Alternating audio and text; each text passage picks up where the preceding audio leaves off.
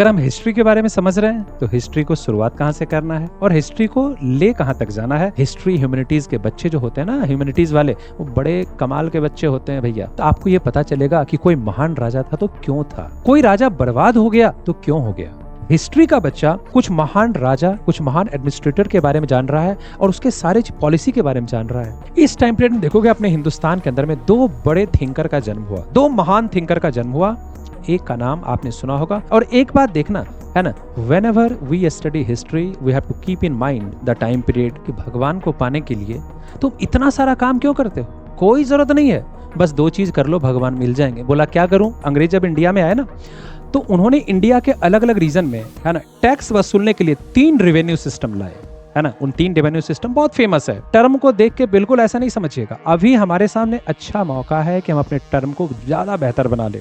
अभी छोटे छोटे टर्म को अगर आप सीख जाओगे ग्रेजुएशन में, आपको ये बहुत सपोर्ट करेगा। एजुकेशन बाबा ऑनलाइन प्लेटफॉर्म में आपको बहुत शानदार एजुकेशन देगा। बस एक बार आप आइए, है ना, और आपको हीरो बना के भेजेंगे। जाने लगोगे पढ़ के ना तो आपको लगेगा कि मेरे पास एक अच्छा बेस है। हेलो डियर स्टूडेंट, कैसे हो। मैं उम्मीद करता हूँ आप बहुत अच्छे होंगे। आज के इस क्लास में एजुकेशन बाबा के प्लेटफॉर्म पे आपका बहुत बहुत स्वागत है। इंग्लिश मीडियम का फर्स्ट बैच। लेकिन क्लास स्टार्ट करने से पहले मैं चाहता हूं कि आपको आर्ट्स ह्यूमैनिटीज़ का सिलेबस आपको पता चले।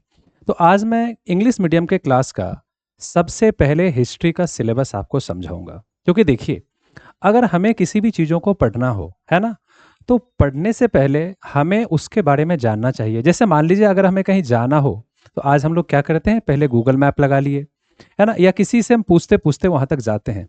तो हमें यह पता होना चाहिए कि हम शुरुआत कहाँ से करें, यानी हमारा जो इनिशियल जर्नी है स्टार्ट कहाँ से होगा और हम उसको कहाँ तक ले जाएंगे, मतलब फाइनल डेस्टिनेशन क्या होगा, है ना। तो इन सारी चीज़ों को हम लोगों को देखना है। तो यानी सिलेबस भी हमारा ऐसा ही है कि अगर हम हिस्ट्री के बारे में समझ रहे हैं तो हिस्ट्री को शुरुआत कहाँ से करना है और हिस्ट्री को ले कहाँ तक जाना है, मतलब हम लोगों को कहाँ तक पढ़ेंगे, उसमें क्या क्या पढ़ेंगे। तो आज इस सिलेबस के अंदर में आपको हर चीज अच्छे से समझाते हैं। आज मैं आपको सिलेबस समझाता हूं और धीरे धीरे आपको पूरा चैप्टर्स एनसीईआरटी बुक्स को लेके हम लोग चलेंगे और मैं उम्मीद करता हूं हर चीजें, हर छोटा छोटा टर्म्स आपको बहुत अच्छे से समझ में आ जाएगा, है ना। ये पूरा विश्वास रखिए। क्लासरूम काफी इंटरेक्टिव होंगे। एजुकेशन बाबा आपके लिए बहुत ही शानदार तरीके से क्लासरूम कंडक्ट कर रहा है। आपका डाउट क्लियरिंग, किसी भी तरीके से कोई डाउट नहीं रह जाएगा। समझ रहे हैं, हर चीज आपको राइट टाइम पे, राइट वे में और डेडिकेशन के साथ आपको मिलने वाला है। ठीक है, चलिए आइए सिलेबस स्टार्ट करते हैं। देखिए, आज हम लोग यहाँ पे हिस्ट्री सिलेबस के बारे में आपको बताऊंगा। क्लास 12th हमारा जो सेशन है 2025-2026 के बारे में, है ना। अब देखिए, सबसे पहले हमें इस कोट्स को समझना है। अगर हम अपनी जर्नी को शुरुआत करें तो इस कोट्स को जानना बहुत ज्यादा जरूरी है। इसमें क्या लिखा हुआ है, इसमें आप देख रहे हैं, लिखा हुआ है books are infinite in number and time is short. The secret of knowledge is to take what is essential, take that and try to live up to it. इसी से जुड़ा हुआ ये आपका क्या है, ये पिक्चर भी बना हुआ है। इसका मतलब ये हो गया कि देखिए, जब हम लोग पढ़ना स्टार्ट करते हैं तो मार्केट में मटेरियल्स की कमी नहीं है ना। हमारे मार्केट में बुक्स की कमी नहीं है, हमारे सोशल मीडिया या गूगल्स पे किसी भी चीज मटेरियल्स या बुक्स की कमी नहीं है। बट हमारे सामने एक सबसे, हम इस चीजों को लेके काफी कंफ्यूज रहते हैं, भैया क्या पढ़ें, है ना। तो ये चीजें हमें, जैसे आपको अगर मिठाई की दुकान में जाना है ना तो आप पहले ही सोच लेते हो, या घर से सोच के जाते हो, या घर पे अपने आप में एक, है ना, एक मोटा मोटा आइडिया बना लेते हो कि इस तरह का मिठाई हमें लेना है, इस रेंज में लेना है ना। तो ये सारा चीजें हैं। तो यहाँ पे ये कह रहा है कि देखिए, बुक जो है वो लाखों की संख्या में है, समझ रहे हैं, लेकिन हमें ये पिक करना है कि कौन सा बुक हमारे लिए रेलिवेंट रहेगा, ज्यादा इंपॉर्टेंट रहेगा, है ना, जिससे हमारा कैरियर, है ना, और हमारा कॉन्सेप्ट दोनों अच्छा हो। ठीक है, तो आइए हम लोग, इसलिए मैं यहाँ पे आपको ये बता दूं, देख रहे हैं लिखा हो समटाइम्स आई फील कंफ्यूज्ड, है ना। किस चीजों को लेके आप कंफ्यूज हो रहे होंगे, इसी चीजों को लेके कि मैं कौन से बुक को पढूं। लेकिन यहाँ पे हम लोग एनसीईआरटी को पढ़ेंगे। अगर आप क्लास 12th के स्टूडेंट हैं, सबसे शानदार बुक एनसीईआरटी है। एनसीईआरटी को बहुत अच्छे से पढ़ेंगे। एनसीईआरटी के अंदर में जो भी टर्म होंगे वो मैं आपको बहुत ही अच्छे से समझाऊंगा कि कहीं पे भी आपको रटने की जरूरत नहीं पड़ेगी, है ना। और वहां पे जो भी चीजें थोड़ा सा आउट ऑफ बुक्स होंगे, क्योंकि बहुत सारे ऐसे टर्म आएंगे जिसको हमें डिफाइन करना पड़ेगा, वो मैं आपको बोर्ड पे अच्छे से क्लियर करा दिया करूंगा सारा चीजों को, ठीक है। चलिए, तो इसलिए हमें मेनली किस पे टारगेट करना है और किस चीजों पे ज्यादा फोकस करना है, एनसीईआरटी बुक। आप इतना जान लो, अगर आपका एनसीईआरटी पे अच्छा कमांड है तो बोर्ड में तो आप बहुत शानदार करोगे। सीयूईटी है ना, जो इंडिया के अलग अलग यूनिवर्सिटीज में आपको एडमिशन लेना हो, अलग अलग कॉलेजेस में ग्रेजुएशन के लिए, उसके लिए एनसीईआरटी बुक सबसे परफेक्ट है ना, उसमें भी आप बहुत शानदार करोगे। और आप देखते हैं, आप ह्यूमैनिटीज के स्टूडेंट्स हैं, आर्ट्स ह्यूमैनिटीज के स्टूडेंट्स हैं, तो सिविल सर्विसेज जो ह्यूमैनिटीज और आर्ट्स वाले बच्चों के लिए ज्यादा मतलब उनका एक ड्रीम होता है ना। तो आप जान लीजिए, जब भी आप देखते होंगे सिविल सर्विसेज में जो भी लोग जा रहे हैं, तो वो लोग आपको ये कहेंगे कि आप एक बार एनसीईआरटी को अच्छे से पढ़ लीजिए। तो यहाँ पे we need not to be confused, हमें कंफ्यूज होने की जरूरत नहीं है, हमें बस एक चीजों को पिक करना है and that will be NCERT. NCERT को लेना है and through out the session हमें उसे अच्छे से पढ़ना है। चलिए, अब देखिए, जब हम लोग हिस्ट्री के बारे में पढ़ेंगे है ना, तो देखिए ये आपका 3 किताब आपके सामने होगा, एनसीईआरटी का 3 किताब होगा, समझ रहे हैं। देखिए, सबसे पहले आप देख रहे हैं है ना, ये फर्स्ट किताब होगा, इसका कवर पेज ऐसा होगा। दूसरा जो बुक है, यहाँ पे लिखा हुआ है ना, themes in Indian history part 1, यहाँ पे लिखा हुआ है themes in Indian history part 2, and यहाँ पे लिखा हुआ है, आप देख रहे हैं, themes in Indian history part 3। यानी ये हमारा 3 बुक है जो आपको पढ़ना है। अब थोड़ा सा हम लोग इस बुक के बारे में आपको आइडिया दे देते हैं। थोड़ा सा इस बुक के बारे में देखिए, जो हमारा पार्ट 1 है ना, जो हमारा पार्ट 1 है,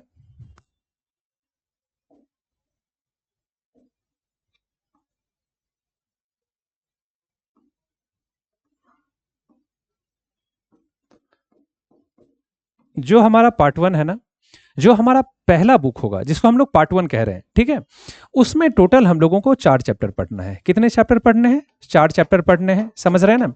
यानी इसमें chapter 1, chapter 2, chapter 3, chapter 4, 4 chapter रहेंगे, ठीक है ना। जो हमारा पार्ट 2 है एनसीईआरटी का, जो हमारा एनसीईआरटी का पार्ट 2 है, उसमें टोटल हम लोगों को 5 चैप्टर पढ़ना है, ठीक है। यानी यहाँ पे चैप्टर 4 पे खत्म किए, जिसको चैप्टर 5, चैप्टर 6, चैप्टर 7, 8 और 9, यहाँ पे हमें टोटल 5 चैप्टर्स पढ़ने हैं दूसरे बुक में, है ना। दूसरे बुक में हम लोगों को टोटल 5 चैप्टर्स पढ़ने हैं। अगर हम लोग पार्ट 3 में आए, जो हमारा थर्ड बुक है, जो हमारा तीसरा बुक है, तो इसमें हम लोगों को टोटल 6 चैप्टर्स पढ़ने हैं, समझ रहे हैं। यानी चैप्टर 10, चैप्टर 11, चैप्टर 12, 13, 14, 15, समझ गए। तो यानी जो हमारा एनसीईआरटी का तीनों बुक है, समझ रहे हैं, उस तीनों बुक का मतलब एक पार्ट 1, पार्ट 2, पार्ट 3। जो हमारा पार्ट 1 है वो एंशिएंट हिस्ट्री है, जो पार्ट 2 है वो मेडिवल हिस्ट्री है, और जो मॉडर्न है ना वो तीसरा पार्ट है, समझ रहे हैं। एंशिएंट, मेडिवल और मॉडर्न को बड़ा मोटा मोटी आप ऐसे समझ लीजिए, जो बहुत पुराना है, टाइम पीरियड में आपको क्लासरूम में बताऊंगा, जो बहुत ज्यादा पुराना है वो एंशिएंट हो गया, है ना। जो थोड़ा उसके बाद वाला जो है वो आपका क्या हो गया, मेडिवल हो गया। और जो भी रिसेंटली, जैसे आप अंग्रेजों के बारे में पढ़ते होंगे कि इंडिया में अंग्रेज आए, ब्रिटिश आए, उसके बाद इंडिया में क्या क्या चेंजेस हुआ, यानी मुगल गए, ब्रिटिश आए, उसके बाद इंडिया में क्या क्या हुआ, देश को आज़ादी मिली, ये सारा चीज हम लोग किस में पढ़ेंगे, है ना, ये सब हम लोग पढ़ेंगे मॉडर्न में। तो ये हमारा क्या हो गया, ये हमने आपको पार्ट 1, पार्ट 2, पार्ट 3 के बारे में आपको एक मोटा मोटी आइडिया दे दिया। 4 चैप्टर, 5 चैप्टर, 6 चैप्टर, यानी total 15 chapters we have to read, है ना। I have to teach and you have to read, समझ रहे, मुझे पढ़ाना है, आपको पढ़ना है, ठीक है। और इसको हम लोग पूरा एनसीईआरटी को अच्छे से इसी तरीके से पढ़ेंगे, ठीक है। चलिए, जैसे हमारा पार्ट 1 है ना, उस चैप्टर के बारे में हम लोग देख लेते हैं कि जो हमारा पार्ट 1 में, मैंने आपको पहले बताया कि पार्ट 1 में हमारा टोटल 4 चैप्टर हम लोगों को पढ़ना है पार्ट 1 के अंदर में। तो हमारा पार्ट 1 में जो 4 चैप्टर है, वो 4 चैप्टर कौन कौन से आप देख रहे हैं। जो हमारा फर्स्ट चैप्टर है, ब्रिक्स, बीट्स एंड बॉन्ड्स। आसान भाषा में अगर इसको हम लोग समझे, तो हमें हड़प्पन सिविलाइजेशन के बारे में पढ़ना है। और इसको और अगर आसान भाषा में आपको समझना है, तो आप ऐसे समझो कि हम एक ऐसे सोसाइटी के बारे में पढ़ेंगे, समझ रहे हैं, जो अभी से अप्रोक्सीमेटली तकरीबन 4-5 हजार साल पहले थी।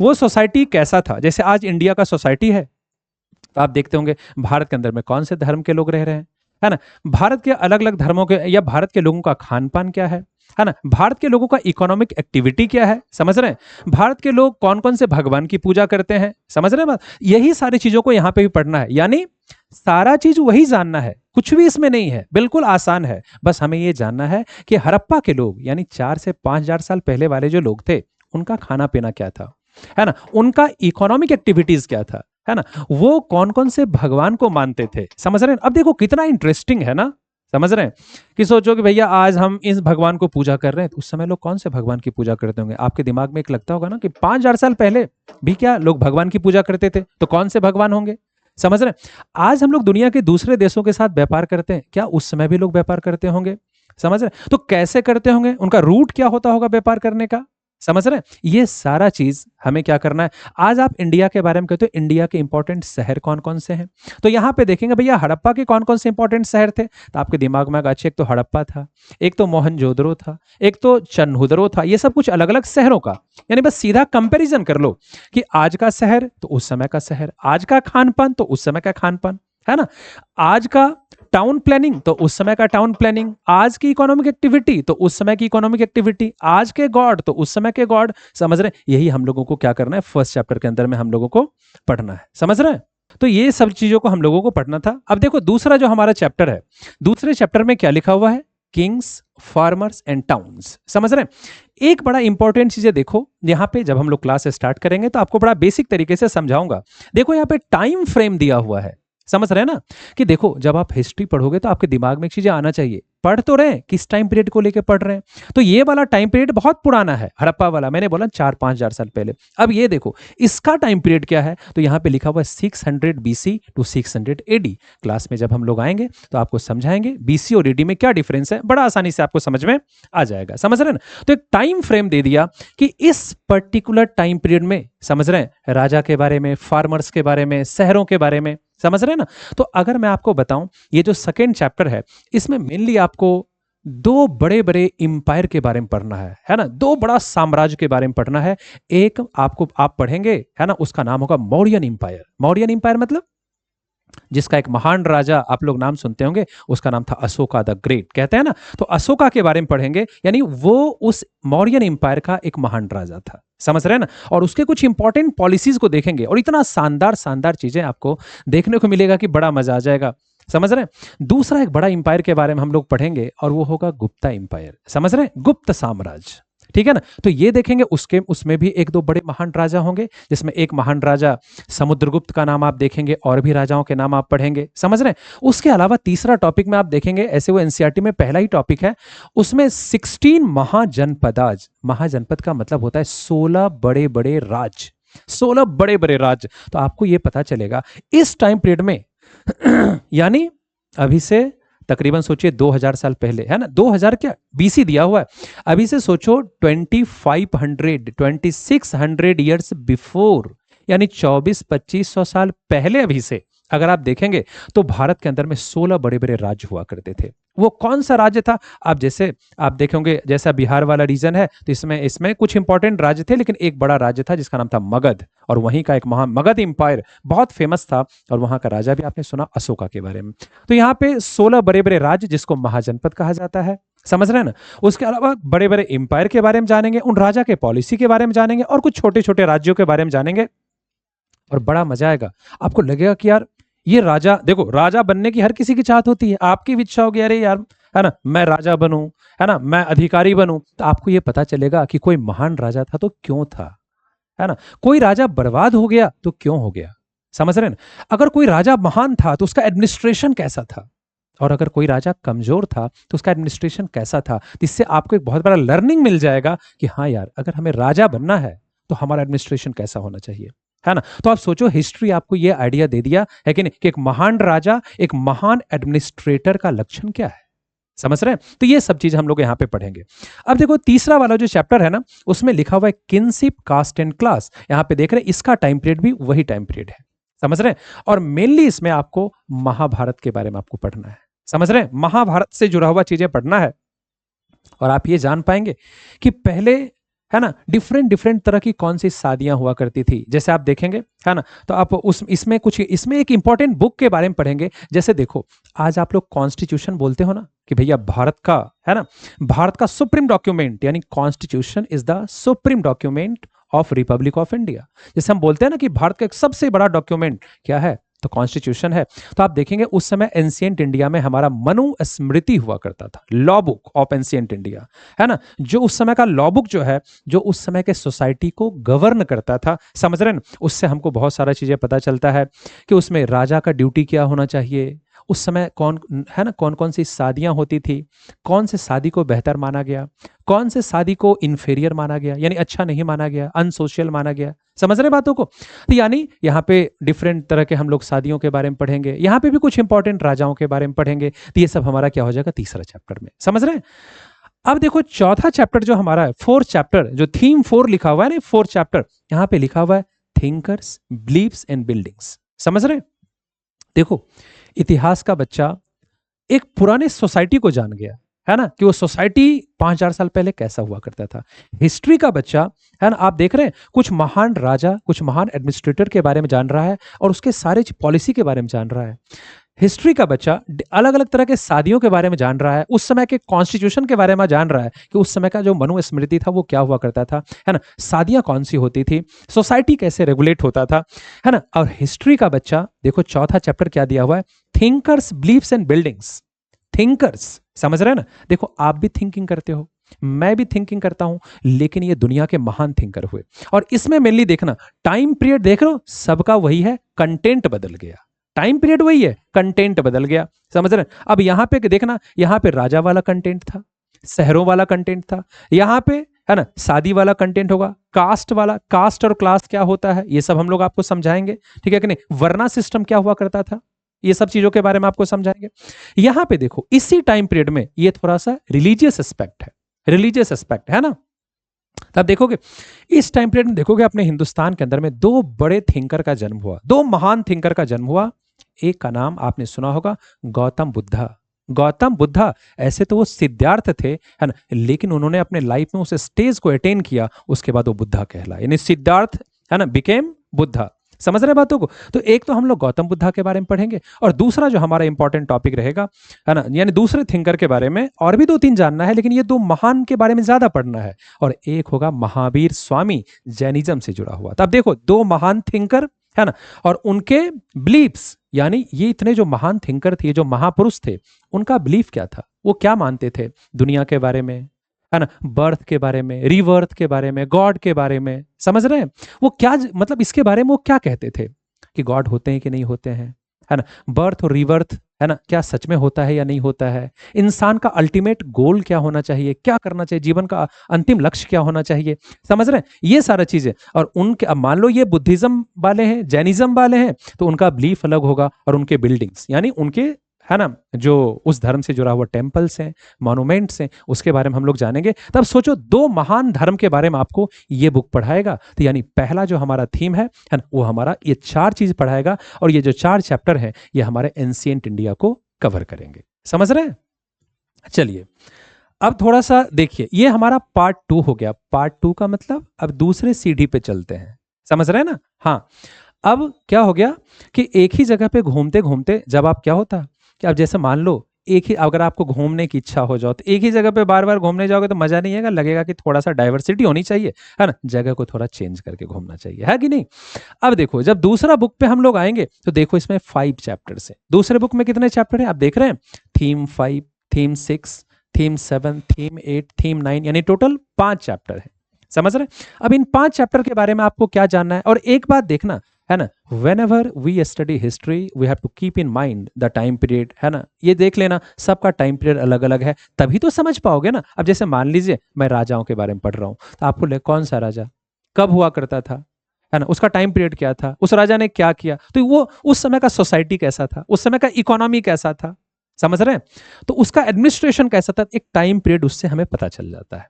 समझ रहे हैं। ऐसे मैं जा रहा हूं, है ना, कहां जा रहा हूं तो मुझे क्या पता, जहां मन वहां चले जाएंगे, ठीक है ना। तो हमारे सामने एक टाइम पीरियड, जब एक चीजें होता है ना, मैप होता है, तो चीजों को समझना बहुत ही आसान होता है, ठीक है कि नहीं। और वैसे भी हिस्ट्री ह्यूमैनिटीज के बच्चे जो होते हैं ना, ह्यूमैनिटीज वाले, वो बड़े कमाल के बच्चे होते हैं भैया। अगर वो बस पढ़ाई करना शुरू कर देंगे तो सिविल सर्वेंट्स बन गए, ठीक है कि नहीं, सीधे।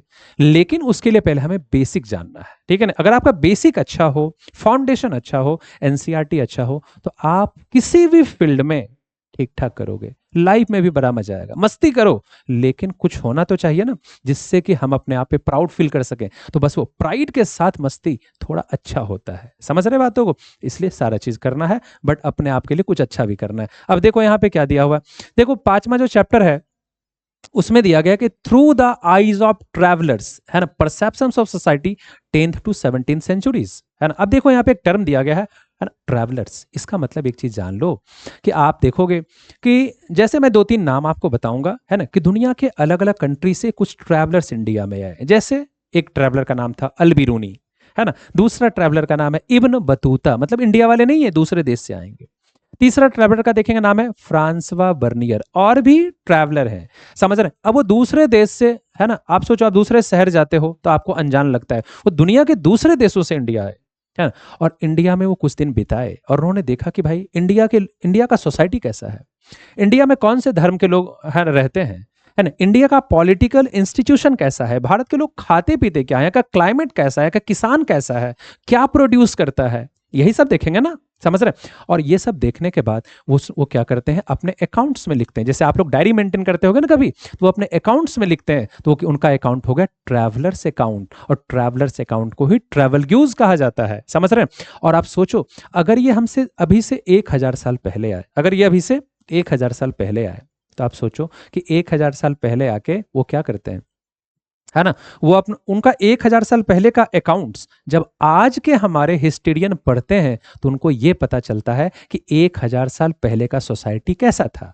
उस समय का इकोनॉमी कैसा था, उस समय का धर्म कैसा था, समझ रहे, भारत के लोग क्या सोचते थे, है ना, इंडिया दूसरे कंट्री के साथ हमारे रिश्ते कैसे थे, समझ रहे बातों को। वरना आपको कैसे पता चलेगा, कोई उस समय का कोई बंदा तो नहीं है ना जो आपको बताएगा, अरे भाई मैं हूं ना, है ना, मैं तो 1000 साल से जिंदा हूं, ठीक है कि नहीं। बस मैं इसलिए जिंदा था क्योंकि तुमको मैं बता पाऊं कि इब्न बतूता आया था, है ना, मुझसे भी मिला था, और मैं तुमको समझा पाऊं, तो ऐसा तो नहीं है ना, ठीक है कि नहीं। तो अब देखो, इसमें हमें ट्रैवलर के बारे में जानना है कि वो हमारे बारे में क्या कह रहे हैं, हमारे इंडिया के economy, society, political different aspect के बारे में ट्रैवलर्स क्या कह रहे हैं।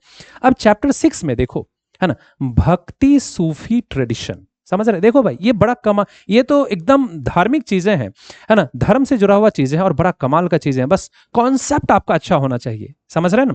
देखो 2 धर्म पहले ही बता दिए ना, यहाँ पे थोड़ा आप इस्लाम के बारे में पढ़ेंगे, समझ रहे हैं, सनातन धर्म के बारे में पढ़ेंगे, है ना। भक्ति सूफी, ये तो आप सब लोग कहते हैं ना, भक्ति करो, भगवान की भक्ति करो, समझ रहे हैं। तो आप देखेंगे यहाँ पे क्या होता है, देखो एक बात, जैसे मान लो तुम कहीं पे रह रहे हो ना, तुम कहीं पे रह रहे हो, और कहीं का माहौल अगर अनफेवरेबल होने लगता है, जैसे आप किसी जगह पे रह रहे हो, है ना, अगर आपका जैसे मान लो कोई टीचर आपको पढ़ा रहा है, और पढ़ाते पढ़ाते आपको पता चल गया कि यार हम पूरे क्लासरूम के बच्चे उनसे समझ नहीं पा रहे हैं, तो धीरे धीरे आप लोग क्या करोगे, अपोज कर दोगे, उनका विरोध करोगे, प्रोटेस्ट करने लगोगे, है कि नहीं। और जब बहुत बड़े स्केल पे आपका अपोज हो जाएगा ना, और प्रोटेस्ट हो जाएगा, तो फिर टीचर चेंज हो जाएगा। तो मतलब क्या है, तो आप देखेंगे हिंदुस्तान में, है ना, धर्म के साथ भी ऐसा हुआ, धर्म के साथ ऐसा क्या होगा, है ना। अब जैसे मान लीजिए कुछ धर्म के अंदर में करप्शन बढ़ जाएगा, तो हमारे इंडिया में कुछ बड़े बड़े लीडर का जन्म होगा, रिलीजियस लीडर का, समझ रहे ना, और उनको भक्ति लीडर कहते हैं, है ना। और उन्होंने क्या कर दिया, उन्होंने लोगों को कहा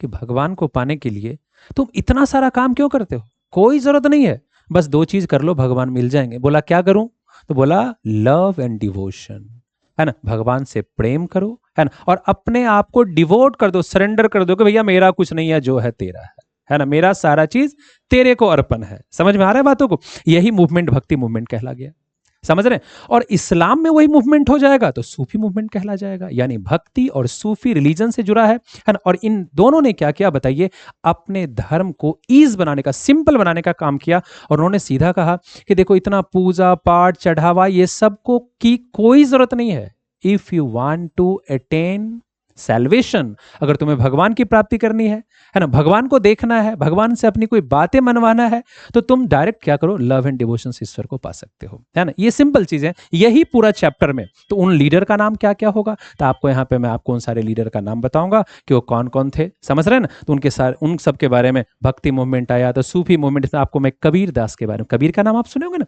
यहाँ पे मैं कबीर के बारे में आपको पढ़ाऊंगा, मीरा के बारे में पढ़ाऊंगा, मेरे तो गिरधर गोपाल दूसरों ने कही, गोपाल के यानी गिरधर गोपाल के अलावा मेरा कोई नहीं है भैया, है ना। इतना डिवोशन, ये भक्ति थी, समझ रहे हैं ना। और आपने कहा जब हम आएंगे तो आपको अच्छे से उसमें और भी चीजें बताएंगे, गुरु नानक देव के बारे में पढ़ाएंगे, सिख धर्म के बारे में भी आपको इसमें पता चल जाएगा।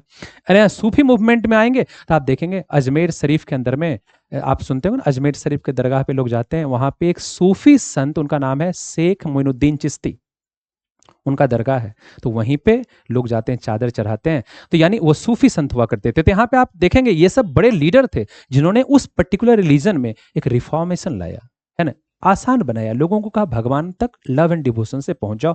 यही लीडर और उनके सोच के बारे में, उनके फिलॉसफी के बारे में पूरा पूरा जानना है भक्ति सूफी में।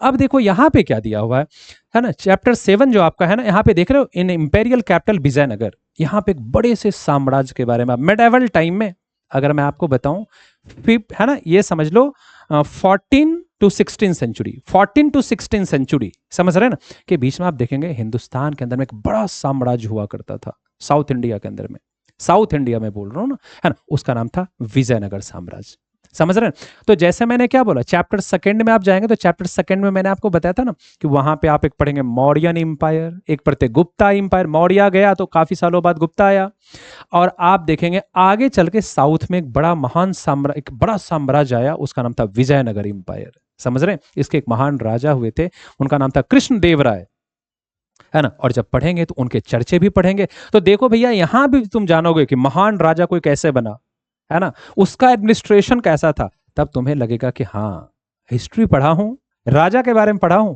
एडमिनिस्ट्रेशन के बारे में पढ़ा हूं, अब अगर हमें राजा बनना हो तो हमको आइडिया लेते हुए चलना है ना। तो हिस्ट्री का मतलब ही क्या हो गया, लर्न फ्रॉम, है ना, study the past, learn from the past and make a good road to future, है ना। पास्ट को पढ़ो, पास्ट को जानो, उसे सीखो और फ्यूचर के लिए एक नया रास्ता बनाओ, है ना, दिस इज कॉल्ड हिस्ट्री, ठीक है ना।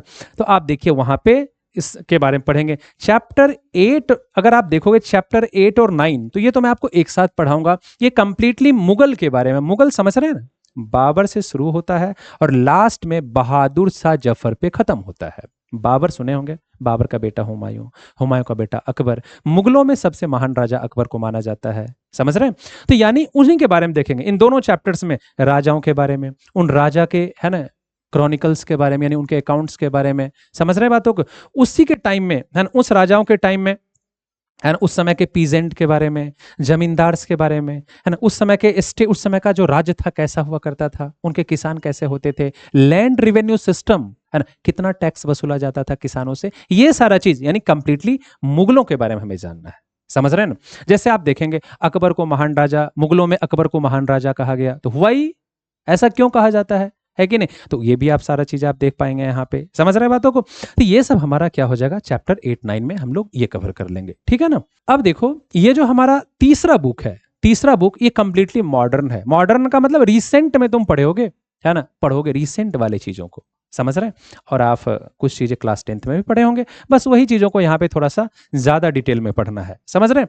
अब देखिए अगर मैं यहाँ पे चैप्टर 9 में देखूं तो क्या लिखा हुआ, colonialism in the country side, country side का मतलब क्या हो गया, देहात, गांव वाला इलाका, समझ रहे हैं ना। और कॉलोनियलिज्म, कॉलोनियलिज्म आप देखेंगे ऐसा कहा जाता ना कि India was the colony of Britain, है ना, भारत जो था वो ब्रिटेन का कॉलोनी था, समझ रहे हैं ना।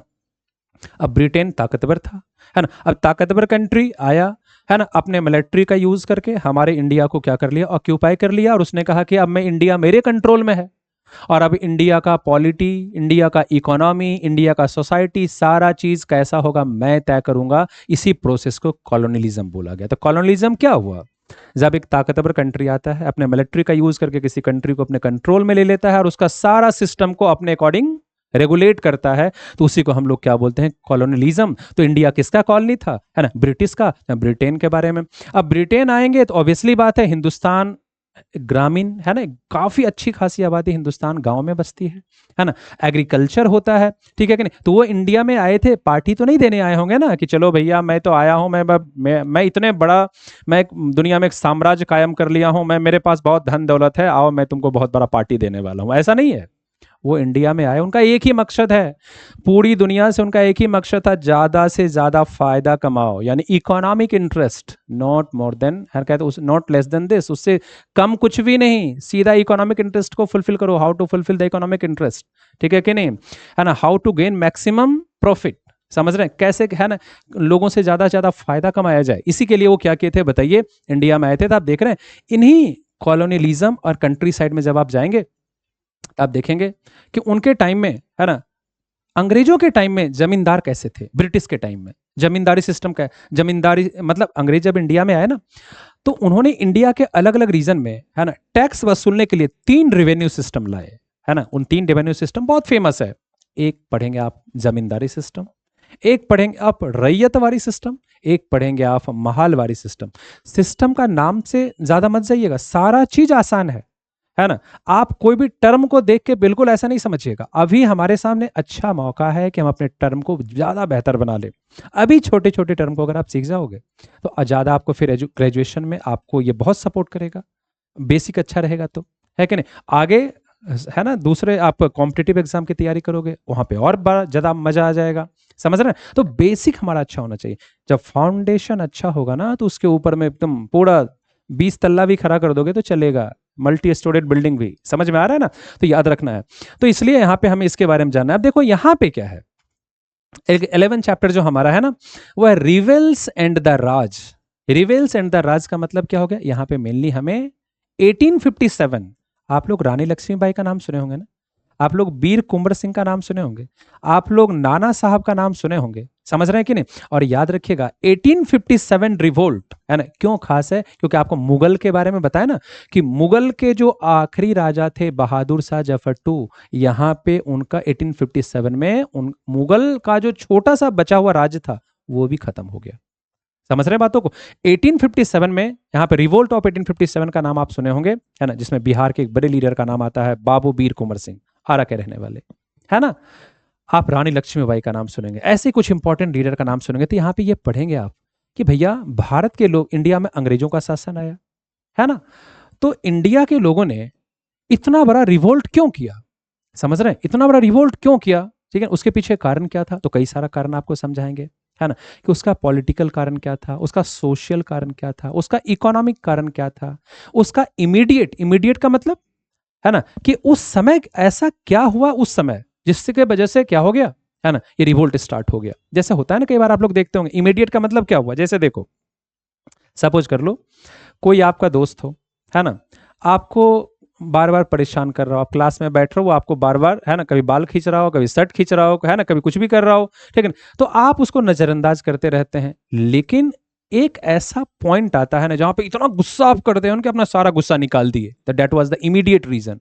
कि ऐसा उस समय क्या हुआ कि एक चीजों की वजह से सारा गुस्सा आप निकाल दिए। तो कारण तो बहुत हैं, लेकिन वो तत्काल कारण क्या था जिसकी वजह से रिवोल्ट स्टार्ट हो गया, that is known as the immediate reason of cause of, immediate reason of the revolt of 1857, समझ रहे हैं। तो यहाँ पे डिफरेंट है ना कि वो रिवोल्ट का कारण क्या था, रिवोल्ट के टाइम में क्या हुआ, समझ रहे बातों को। और दूसरा चीज है, रिवोल्ट इंडिया में हुआ तो, लेकिन वो रिवोल्ट सक्सेसफुल नहीं रहा, वो फेल कर गया, तो फेल होने का कारण क्या था, समझ रहे हैं ना। वो सारा चीज हम लोग चैप्टर 11 में देखेंगे, है ना। अगर हम लोग चैप्टर 12 में देखेंगे तो यहाँ पे देखिए लिखा हुआ है कॉलोनियल सिटीज। यहाँ पे देखो कॉलोनियलिज्म, अंग्रेज इंडिया में आए, अंग्रेजों का रूल इंडिया में स्टार्ट हुआ, समझ रहे हैं ना।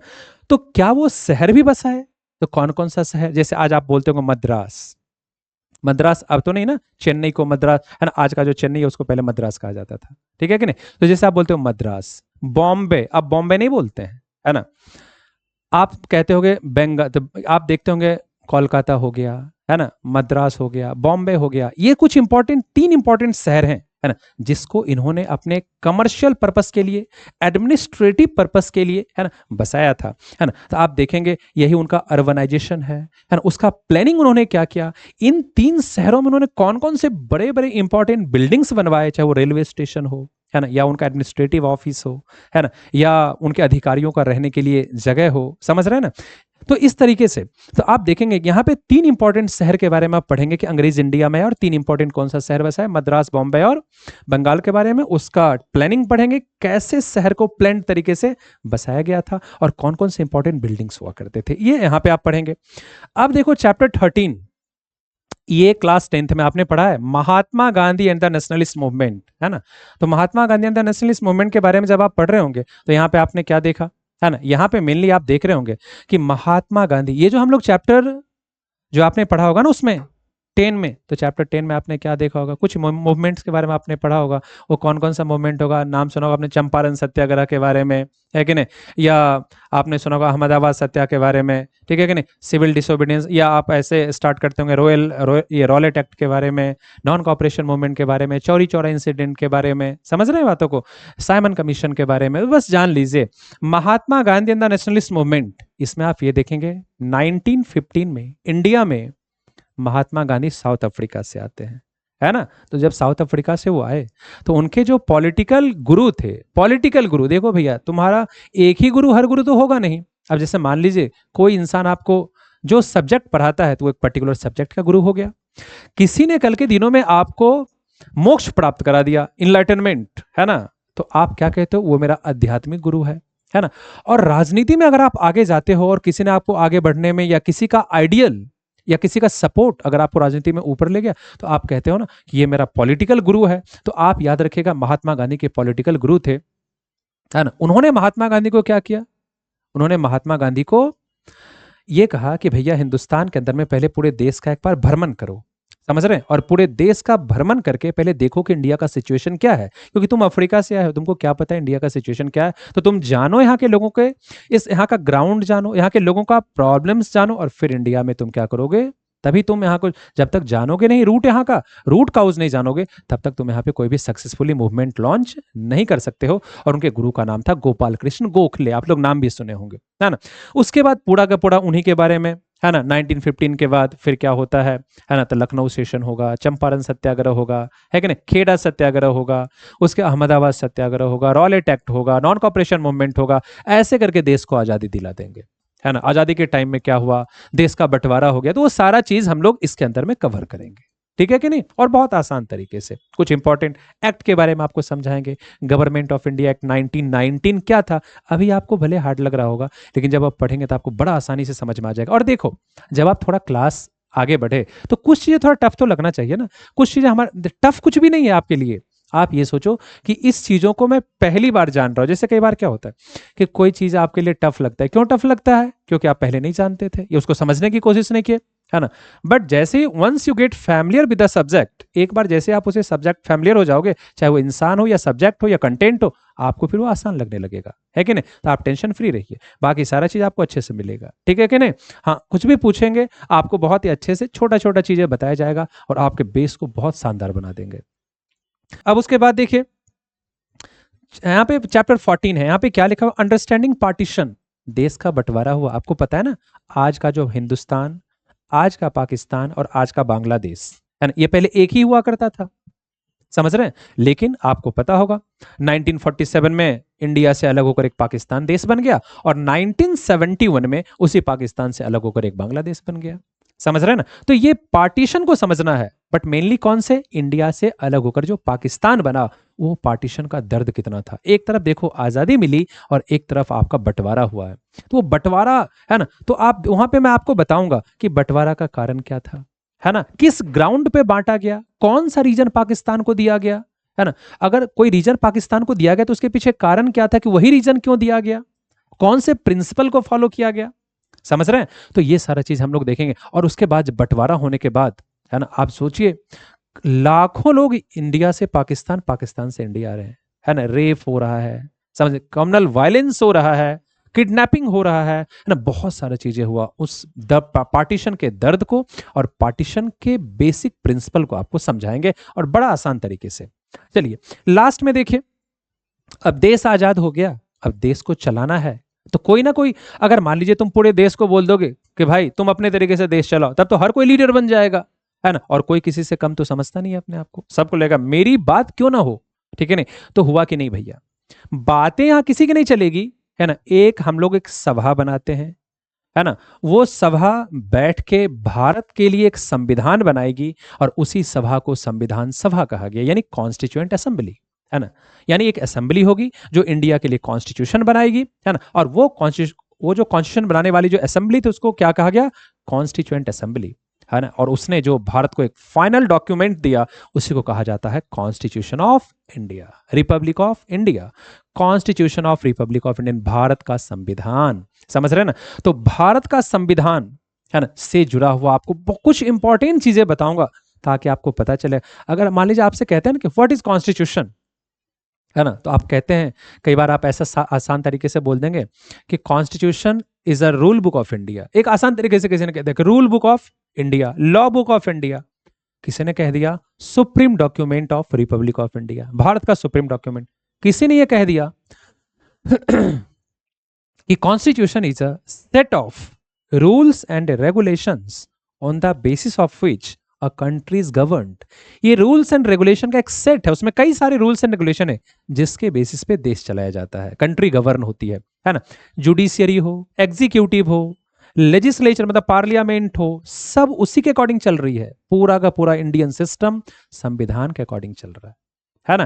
तो ये 15 चैप्टर के अंदर में प्यारे बच्चे आपको ये सब पढ़ना है, और एक एक चीजें आपको अच्छे से समझ में आ जाएगा, ठीक है ना। तो मैं उम्मीद करता हूं आप अच्छे से जुड़िए, है ना। और एनसीईआरटी बहुत शानदार तरीके से आपको दिया जाएगा, और एजुकेशन बाबा ऑनलाइन प्लेटफॉर्म में आपको बहुत शानदार एजुकेशन देगा। बस एक बार आप आइए, है ना, और आपको हीरो बना के भेजेंगे, है ना। जब आप जाने लगोगे पढ़ के ना, तो आपको लगेगा कि मेरे पास एक अच्छा बेस है, मैं हीरो हूं। समझ रहे बातों को, और आप पक्का होगे, ठीक है कि नहीं। चलिए अब थोड़ा सा आगे देख लेते हैं। अब देखिए ये जो हमारा बैच होगा ना, ये जो हम लोग 2025 और 6 का जो हमारा बैच होगा 26 का, इसका नाम होगा हम सफर बैच, है ना। हम सफर, आइए सब लोग मिलकर, है ना, 2025-26 के लिए एक नए सफर का शुरुआत करते हैं। और ये सफर बहुत ही सुहाना सफर होगा, बड़ा शानदार सफर होगा, बड़ा मजा आएगा आपको, है ना। और मजेदार तरीके से आपको पढ़ाएंगे, ठीक है कि नहीं। पूरी आपकी मस्ती को भी एक्सेप्ट करेंगे, आपके इंपॉर्टेंट जो भी डाउट्स रहेंगे उसको एक्सेप्ट करके, मैंने आपको बोला ना, चाहे वो हिस्ट्री हो, पॉलिटी हो, इकोनॉमिक्स हो, ज्योग्राफी हो, है ना, साइकोलॉजी हो, है ना, या होम साइंस हो, सारा स्टडी बहुत ही ऑर्गेनाइज्ड और शानदार तरीके से आपको दिया जाएगा ह्यूमैनिटीज का, है ना। और ये जो बैच है आपका हम सफर, तो आइए हम एक नए सफर की शुरुआत करें और धमाका मचाएंगे, शानदार रिजल्ट करेंगे, सीयूईटी 12th में धमाका मचाएंगे, अच्छे कॉलेजेस में जाएंगे, और जब सिविल सर्विसेज में जाएंगे तो वहां भी हीरो बनकर जाएंगे, है ना। यानी बेसिक हमारा अच्छा हो, है ना। ये सारे एजुकेशन बाबा के लास्ट ईयर टॉपर्स रहे हैं, ठीक है ना। तो ये टॉपर हमारे हो गए, ये भी टॉपर्स आपके हो गए, ठीक है ना। ये सारा चीज़ आप देख लेंगे। अब उसके बाद देखिए, अगर आप एजुकेशन बाबा ऐप है, आपको ज्वाइन कैसे करना है उसके बारे में आपको थोड़ा जानना चाहिए, है कि नहीं। आप प्ले स्टोर में जाएंगे, गूगल प्ले स्टोर पे आप एजुकेशन बाबा ऐप को डाउनलोड कर लेंगे, है कि नहीं। और उससे आप देखेंगे एजुकेशन बाबा के पास कितने एक्टिव स्टूडेंट्स है। ये सारा चीज़ आपको एक बहुत बड़ा प्लेटफॉर्म है, ऑनलाइन प्लेटफॉर्म।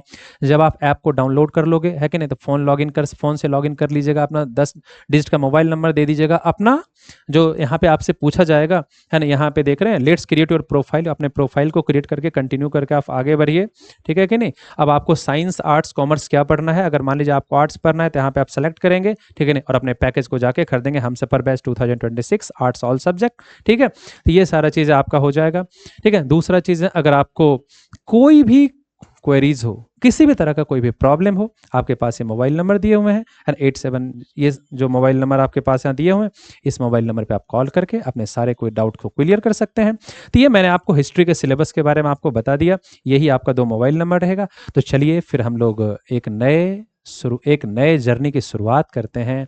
उसके लिए आपको बेस्ट ऑफ लक, और बहुत शानदार और धमाल मचाएंगे। Best of luck.